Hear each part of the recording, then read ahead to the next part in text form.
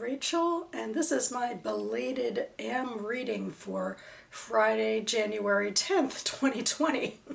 I usually film these things a day earlier than I'm filming it right now, but I wanted to get through the entirety of my work week before sitting down because it's been a bit of a doozy. Back on Tuesday in the DC area, we had a tiny bit of a snowstorm that kind of threw everything into chaos.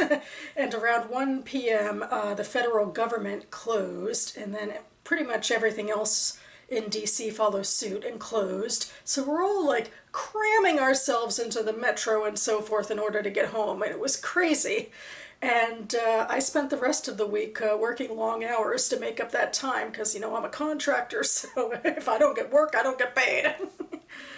On top of all of that, yesterday at work I was having software problems, which crop up occasionally, but always raise my anxiety levels because it affects my entire team, and I'm never sure exactly how it happened. So I knew intuitively that probably within a day that problem would be resolved, but I was too nervous and keyed up about it yesterday to to be in my right mindset, so I decided to put things off. But now it's officially the weekend, and I'll get into what is on the agenda. I'll start with this book. This is my first official finished read of the new year. This is Beyond Chrismukkah, The Christian-Jewish Interfaith Family in the United States by Samira Mehta. I'm rather embarrassed how long it took me to finish a book so far this year, but it is rather stuffy nonfiction, so I'll give it that. I don't think this would have a lot of broad appeal. I was drawn to it in large part because I am from a Christian-Jewish interfaith family, but I think I'm coming to the conclusion that academic treatises don't necessarily feel like real life.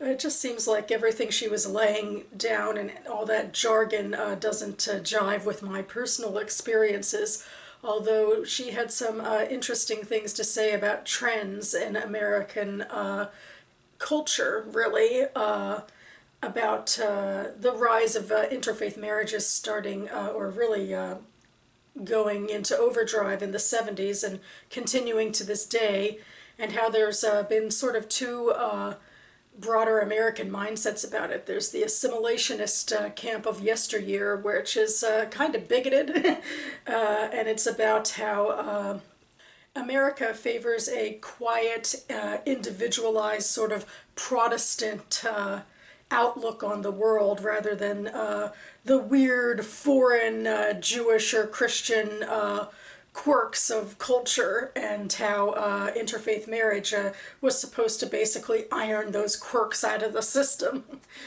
And now we're into the multiculturalism age where, you know, hey, it's cool to have, you know, an identity, you know, and a cultural heritage. Religious is a little more complicated, but certainly a cultural heritage. But it's cooler to kind of water it down and blend it with some other stuff too. I don't know, I guess I'm feeling a little bit salty, even though, you know, I'm from an interfaith family, but I'm pretty strongly identified as Jewish, and I guess I like the feeling of, you know, we don't have to water ourselves down or iron out our personal idiosyncrasies to, you know, have merit and have value. And so that's personal defensiveness, I guess, when it comes to this book. But I think in terms of her studies, where she followed interfaith families for 10 years, it's become apparent, first of all, that it's not just about interfaith families, it's about broader U.S. culture, where we're moving away from traditional religious life and into new forms of expression, secularism, but also sort of new forms of if not spiritualism, then certainly culturalism, because people still feel these connections, if not to what Mehta calls the truth claims of doctrine. We feel those connections to heritages, especially food. So much food, you know, growing up in a Jewish family, everybody wants the matzo ball soup to be passed down generation to generation, that sort of thing, and some other stuff too. So that even though interfaith families are very different than traditional religious structures have been in the past, there's still these people, these families still have something genuine in terms of what they're trying to create and pass down. So I'll give it that. So yeah, I found this interesting, but definitely a little bit more of a slow meander to get through. So I'm trying to speed things up again with my return to fiction, and I certainly think I could do that with this book. This book I am reading for my book club. It's called We Were Strangers Once by Betsy Carter. And it is historical fiction taking place in the 1930s. And we are primarily following German Jewish refugees who are able to get out as the Third Reich is amping up. And they settle in New York. And it's very much about upper class assimilated Jews who feel the culture shock of being in New York City and being lower class, and their, distinguished upbringings don't hold much sway in the workforce here. And they're also, just a little bit stunned by, world events going on. But I think it's ultimately a feel-good story about people finding their way. The writing is, serviceable. It's a decent story. It's nothing all too special. It's something I probably give 4 stars when I probably should give it a lower rating. But it should be easy to talk about in a book club setting at least, following the trajectories of various characters. There's also a random Irish immigrant character who cropped up for a little bit and now seems to be largely missing, so not sure what's exactly going on there. I guess she'll crop up again, but this isn't necessarily structured by plot. We're just sort of following people, and I'm cool with that. My next personal goal was to return to the page 112 tag. The 112 tag, page 112 tag, was started by Sean the Book Maniac, fashioning it after a French literary prize where they made a short list or a long list based off of reading page 112 of books and judging them by the merit of the writing on those pages. And so it was particularly a big deal a couple years ago when Sean made the tag, and I made a lot of videos back then. I haven't made a lot in 2019, but I want to make it come back in a big way in 2020. And I particularly used it when I had a bunch of books at the top of my Goodreads TBR that have been there for years. And I wanted to pit them against each other basically and decide which one I'd read and which one I'd take off of the TBR entirely. So I have a handful of books that I intended to do that with in January, but I'm just not feeling it.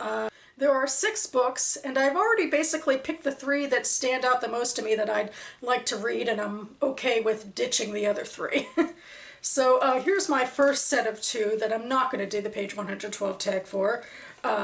This is The Ice Cream Queen of Orchard Street by Susan Jane Gillman, and this is Good Enough to Eat by Stacey Ballas.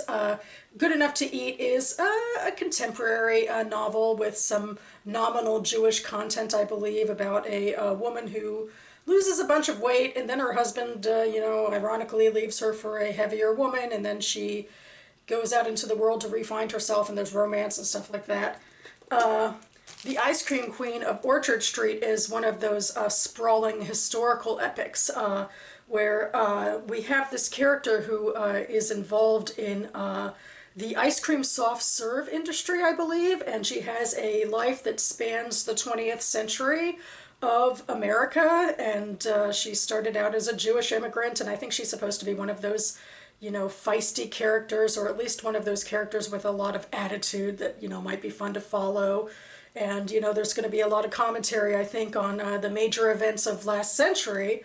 It is a chunkier novel. It's over 500 pages, whereas this one is only a little over 300 pages. So part of me is thinking, oh my gosh, I always want to cram in so many books to read per month, and, everything takes time, but that I wanted to chill out and give myself permission to read longer books, come what may, and this one seems more exciting to me and more intriguing, so I'm going to go with it. But first, my next book might just have to be The Bluest Eye by Toni Morrison. I decided on another reading project this year where I'm going to be reading all of Morrison's novels month by month, and in fact I've joined a booktube group on Voxer headed by Hannah from Hannah's Books, and we're going to be discussing these books, and the discussion for this one is coming up pretty ASAP. I'm pretty sure I'm not even going to finish it by the time the discussion starts, but I'd at least like to make a little headway in Morrison's debut novel. I think it's going to be pretty dark, which could slow me down on the reading, but I think it's going to be worth it in terms of a meaningful story, so I will report back. So that about covers it for me now. Yep, getting into the weekend here, trying and perhaps failing to jump past the sirens outside on this video anyway.